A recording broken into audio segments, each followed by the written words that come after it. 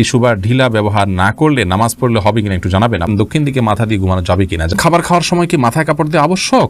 ফরজ গোসল কারণবশত বিলম্বে করলে কোনো গুনাহ হবে কিনা? 4 রাকাত বিশিষ্ট নামাজের প্রথম বৈঠকে তাশাহুদের পর দুরূদ পড়ে ফেললে করণীয় কি?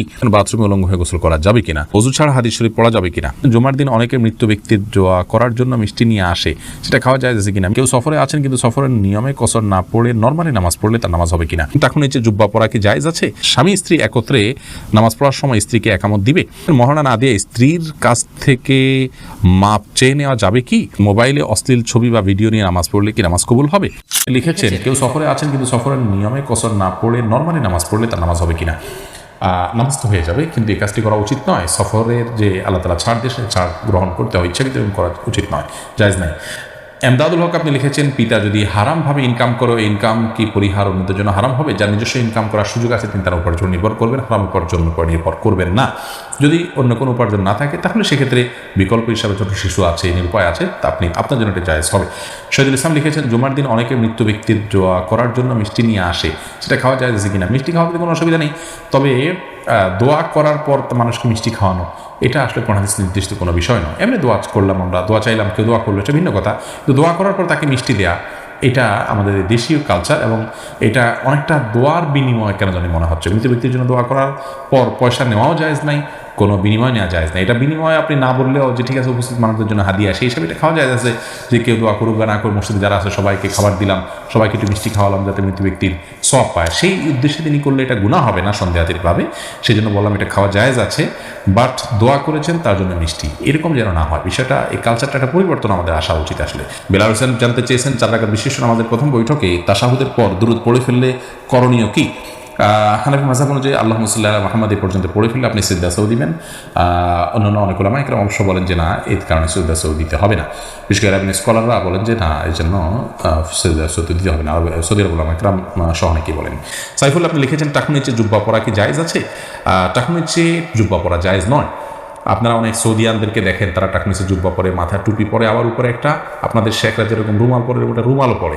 তো এটা দেখে আপনারা হয়তো মনে করেন যে এই জুব্বা পরা বোধ হয় জায়েজ আছে। না ভাই, মা আসফার কাবাইনি মিল ইজারে ফিন্নার, নবী ইসলামের কোনো হাদিস আছে মা আসফার কাবাইনি ফিন্নার, উপরের দিক থেকে যে সমস্ত পোশাকগুলো যায়, সেটা লুঙ্গি হোক, জুব্বা হোক, এমনকি পায়জামা যদি হয়, সেটা যেগুলো উপরে পড়ায় সেগুলো যদি টাকনু নিচে যায় সেটা হারাম হবে। আর যেগুলো থাকেই টাকনু থেকে নিচের অংশ, যেমন মোজা, সেটা জায়েজ হবে। বা মোজার সাথে যদি আপনার পায়জামা বা প্যান্ট ওরকম অ্যাটাচ থাকে, ওরকম অনেকে ডিউটি পোশাক হিসাবে থাকে, সেগুলো থাকলে সেটা জায়েজ হবে। মোহাম্মদুল ইসলাম রুবেল আপনি প্রশ্ন করছেন বাথরুমে উলঙ্গ হয়ে গোসল করা যাবে কিনা? ভাই রুবেল, বাথরুমে উলঙ্গ হয়ে যদি কেউ গোসল করেন তাহলে তাতে কোনো বড় গুনাহ বা কবিরা গুনাহ হবে না, বড় কোনো পাপ হবে না। তবে এই কাজটি অনুত্তম এবং ভালো নয় আমাদের জন্য, জাস্ট এইটুকু আমরা বলতে পারি। কিন্তু আপনার এর কারণে কোনো বড় গুনাহ হয়ে যাবে, ব্যাপারটি এরকম না। বিশেষ ওজোরের কারণে যদি আপনার বিবস্ত্র হতে হয়, আপনার জন্য সেটা জায়েজ রয়েছে। নবী রাহমাহুল্লাহ সহিহ মুসলিমের সরার মধ্যে তিনি ব্যাখ্যার মধ্যে তিনি লিখেছেন যে গোসল করার সময় লুঙ্গি বা গামছা বা এই জাতীয় কোনো কিছু দিয়ে গোসল করাটা হলো উত্তম, এতে কোনো সন্দেহ নেই। তবে যদি প্রয়োজন হয় তাহলে সেক্ষেত্রে উন্মুক্ত করে, অর্থাৎ আপনার সম্পূর্ণ বিবস্ত্র হয়ে গোসল করা জায়েজ আছে। একটি হাদিস এরকম রয়েছে, নবী সাল্লাল্লাহু আলাইহি ওয়াসাল্লাম বলেছেন যে আল্লাহ তাআলাকে কেউ যদি নাও দেখে তো আল্লাহ তাআলাকে অন্তত লজ্জা করা উচিত, লজ্জাশীলতা থাকা উচিত। এই জন্য এরকমটি প্রয়োজন হলে করা যাবে, আর প্রয়োজন ছাড়া এরকম করাটা অনুচিত, অনুত্তম, ভালো কাজ নয়। প্রয়োজন হলে করা যাবে। তার আরেকটা দলিল হলো সহিহ বুখারীতে বর্ণিত হয়েছে যে আইয়ুব আলাইহিস সালাম তিনি একবার সমস্ত কাপড় চোপড় খুলে তারপর গোসল করেছেন।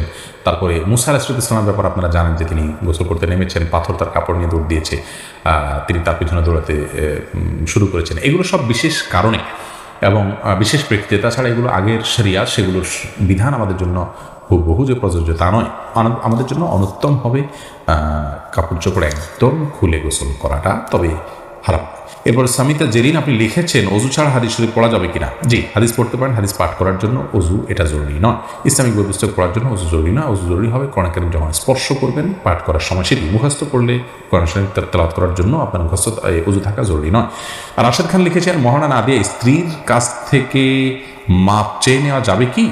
স্ত্রীর কাছ থেকে মহানা না চেয়ে মাফ চেয়ে নিলে সেটা জায়েজ হবে, কিন্তু আপনি বিয়ের আগে থেকে প্ল্যান করছেন যে আমি রাতে বাসর রাতে স্ত্রীর কাছে মাপ চেয়ে নেবে, এটা তো ছোটো লোকই, এটা তো স্পষ্ট ছোটো লোকই। আপনাকে বিয়ে করতে গিয়ে বলেছে যদি আপনি মহানা দেওয়ার ক্ষমতা না থাকে, হ্যাঁ আপনি দেওয়ার ক্ষমতা ছিল, প্ল্যান ছিল, কোনো কারণে হয়ে উঠলো না, আপনি তখন মাফ চান, একটা ব্যাপার। সন্দেহাতীতভাবে আপনার স্ত্রী যদি আপনাকে সন্তুষ্ট চিত্তে মাফ করে দেন তাহলে মাফ হয়ে যাবে। সূরা নিসা 24 নম্বর আয়াতে আল্লাহ বলেছেন ওয়ালা জুনাহা আলাইকুম ফিমা তারাদাইতুম বিহি মিন বাদিল ফরিদা, অর্থাৎ নির্দিষ্ট মহর ধার্য করার পর তোমরা যেটা উপরে সন্তুষ্ট হবে উভয় পক্ষ সেটাতে কোনো অসুবিধা নেই। কোরআন কারীমে অন্য আয়াতে আল্লাহ তাআলা আরও বলেছেন যে তোমাদের স্ত্রী যদি তোমাদেরকে কোনো ছাড় দেন মহর ব্যাপারে তাহলে সেক্ষেত্রে ফাকুলুহু হানিআম মারিআ, তাহলে সেই ছাড় তোমরা গ্রহণ করতে পারো। কিন্তু আমার জানা নাই যে কোনো সাহাবী মহর ধার্য হওয়ার পরে স্ত্রীর কাছে মাপ চাইছেন যে আমাকে মাফ করে দাও, এটা আমাদের কাপুরুষতা। এখন আসলে পৃথিবীতে ভাবের অভাব, ধরার সময় 10 লাখ 20 লাখ ধরি ভাবের জন্য দেড় পরে মাপ চাই আমরা তলে তলে, এটা উচিত নয়, এটা কাপুরুষতা, এবং আগে থেকে সেই জন্য আমাদের প্ল্যান থাকা উচিত। বাকি মৌলিকভাবে যদি স্ত্রীর কাছে আপনি মাপ চান, আপনি যদি মন থেকেই মাফ করে দেন আমরা মাফ হয়ে যাবেন ইনশাআল্লাহ। স্বামী স্ত্রী একত্রে নামাজ পড়ার সময় স্ত্রীকে একামত দিবে না, স্বামী স্ত্রী একত্রে যদি জামাতের সাথে সালাত আদায় করেন তাহলে সেক্ষেত্রে স্বামী নিজে একামত দিবেন, তিনি নিজেই ইমামতি করবেন, স্ত্রী একামত দিবেন, স্বামী ইমামতি করবেন, ব্যাপারটা কিন্তু সেরকম নয়। আব্দুল মতিন আপনি লিখেছেন মোবাইলে অশ্লীল ছবি বা ভিডিও নিয়ে নামাজ পড়লে কি নামাজ কবুল হবে? নামাজ কবুল হয়ে যাবে, কিন্তু মোবাইলে ছবি, অশ্লীল বা হারাম কোনো কিছু নিয়ে যদি আপনি সালাত আদায় করেন তাহলে সেক্ষেত্রে আপনি আল্লাহ রাব্বুল আলামিনের সামনে দাঁড়াচ্ছেন, সে অবস্থায় আপনার যে মন মানসিকতা থাকা উচিত সেটি হচ্ছে না। আর এই অশ্লীল কোনো কিছু আপনার মোবাইলে যদি থাকে, খারাপ কোনো কিছু যদি থাকে, তাহলে সেটা সালাতরত অবস্থায় থাকলে সেটা যেরকম অপরাধ, ঠিক একইভাবে সালাতের বাইরেও সেটা থাকাটা আপনার জন্য অপরাধ। বিধায় এর কারণে সালাতে কোনো প্রকার ব্যাঘাত হবে না। সালাত যদি আপনি মনোযোগ দিয়ে সালাতের যে অন্যান্য শর্ত আছে সেগুলো আপনি পূরণ করে সালাত আদায় করেন তাহলে সালাত তো হয়ে যাবে, বাট এই হারামটা আলাদা একটা আপনার জন্য ক্ষতিকর, আপনার সালাতের মধ্যে মনোযোগ নষ্ট হতে পারে, সেজন্য মোবাইল থেকে হারাম জিনিস এমনিতে সরিয়ে ফেলা উচিত, তবে সালাতের এটার কারণে কোনো ক্ষতি হবে না। জুলকারনাইন আপনি লিখেছেন ফরজ গোসল কারণবশত বিলম্বে করলে কোনো গুনাহ হবে কিনা? গোসল বিলম্ব করলে কোনো গুনাহ হবে না, তবে ফরজ গোসল যদি আপনি দেরিতে করতে চান পরবর্তী ফরজ নামাজের আগে আগে আপনাকে করে ফেলতে হবে। আর মাঝে যদি অন্য কাজ করতে চান, রাতে গোসল ফরজ হয়েছে, আপনি ফজরের নামাজের আগ মুহূর্তে গোসল করবেন, তাহলে মাঝে অন্য কাজের জন্য এমনকি ঘুমানোর জন্য উযু করে ঘুমানোটা হলো সুন্নাহ, নবী ইসলাম এটি করতেন, এটি করা ভালো। বাকি গোসল তৎক্ষণাৎ করে ফেলতে হবে, কোনো বাধ্যবাধকতা নেই। গোসল ফরজ গোসল না করে অন্য কাজ কাম করলে মেয়েদের উপরে অনেক রকমের প্রেশার আমাদের সমাজ থেকে আসে, তো এটা উচিত নয়। এটা ছেলে মেয়ে সবার জন্য ইসলাম জায়েজ রেখেছে, উযু করে তিনি অন্য কাজ করতে পারেন, কিন্তু যথাসম্ভব দ্রুত ফরজ গোসল করে, ফরজ যেহেতু রয়েছে দ্রুত গোসল করে ফেলতে পারে সেটা ভালো, কিন্তু অন্য কাজ করা যাবে না এমন কোনো কথা নেই। মাহফুজ বিন জাহাঙ্গীর আপনি লিখেছেন আসরের পর থেকে মাগরিবের আগ পর্যন্ত পড়াশোনা করলে নাকি সমস্যা হয়, কথাটা সত্য না, এটা মন গড়া বিষয়, এমন কোনো কথা নেই, আলোর মধ্যে থেকে আপনি পড়তে পারেন। আরাফাত সানি আপনি লিখেছেন দক্ষিণ দিকে মাথা দিয়ে ঘুমানো যাবে কিনা? যাবে, কোনো অসুবিধা নেই। এরপর সাদিয়া বিনতে আজাদ লিখেছেন খাবার খাওয়ার সময় কি মাথায় কাপড় দেওয়া আবশ্যক? না বোন, খাবার খাওয়ার সময় আমরা মাথায় কাপড় দিতে বাধ্য নই, কারণ হাদিস আমাদেরকে এর উপর নির্দেশ দেয় না যে ছেলে হোক মেয়ে হোক নারী হোক পুরুষ হোক খাবার সময় আমাদেরকে টুপি দিতে হবে। অনেকে দেখা যায় খেতে বসলে টুপিটা তালাশ করে, আমার টুপিটা দাও আমি খেতে বসবো, অনেকে মনে করেন মাথায় কাপড় দিয়ে তারপরে খেতে হয় না, এমন কোনো বাধ্যবাধকতা নেই। খাওয়ার সময় আপনার মাথা খালিও থাকতে পারে, ঢেকেও আপনি খেতে পারেন, এ বিষয়ে কোনো বিশেষ নিষেধাজ্ঞা নেই। রদ্দুল মুখতারি লেখা হয়েছে যে ওয়ালা বাসা বিল আকলি মুত্তাকিয়ান ও মাকসুফার রাসি, অর্থাৎ গ্রহণযোগ্য মত অনুযায়ী উন্মুক্ত মাথায় অর্থাৎ খালি মাথায় বসে খেতে কোনো অসুবিধা নেই। এমনি শাকুল ইসলাম লিখেছেন টিস্যু বা ঢিলা ব্যবহার না করলে নামাজ পড়লে হবে কিনা একটু জানাবেন। আপনি যদি পবিত্রতা অর্জন করেন পানি দিয়ে এবং ভালোভাবে করেন, আপনি নিশ্চিত হন যে আর পেশাব বের হয়নি, তাহলে সেক্ষেত্রে আপনার নামাজ হয়ে যাবে। আপনার পবিত্রতাটা নিশ্চিত করাটা হলো মূল বিষয়।